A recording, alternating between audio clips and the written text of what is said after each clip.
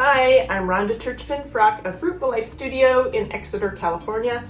I have just finished baking some cookies for my granddaughters.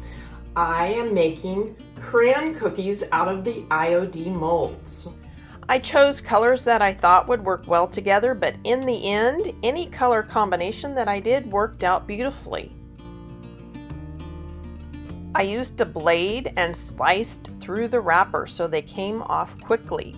Then I got out my vegetable chopper and I chopped them into small pieces so that they would melt more quickly and evenly.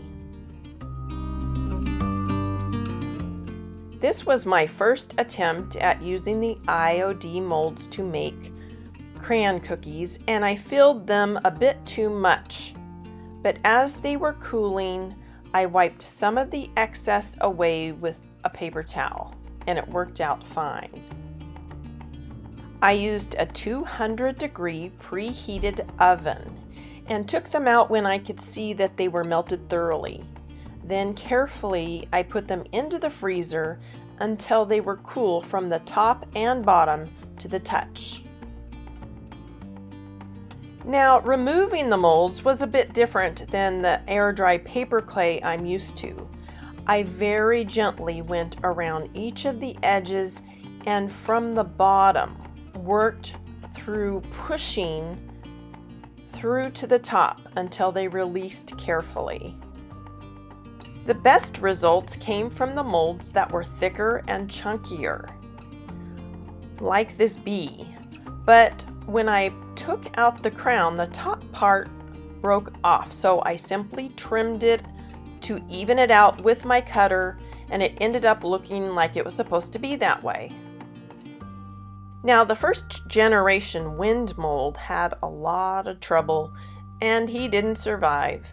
But I really liked the face, so I tried it again and just cut off the edges, and I had the face that I think is pretty awesome. First generation Grandeur mold was easy to release. It's thicker than some of the other molds, and there wasn't as much discrepancy between the high and the low details.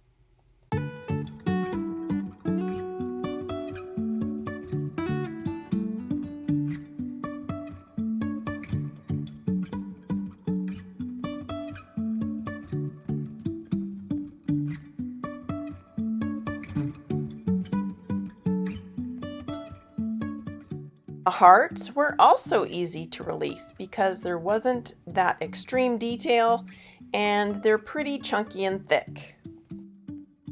With the leftover crayon, I filled the He Loves Me decor molds and then swirled around the melted crayon, and it was just a cool effect. This was my last batch of crayon cookies, and as you can see, I got more proficient with learning how much crayon to fill, and look, it's pretty clean.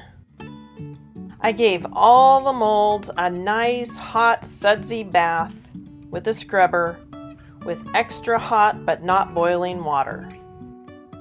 Baking these crayon cookies was surprisingly fun, and the next time my granddaughters visit, we will be creating them together. Thanks for watching, everybody, and happy creating!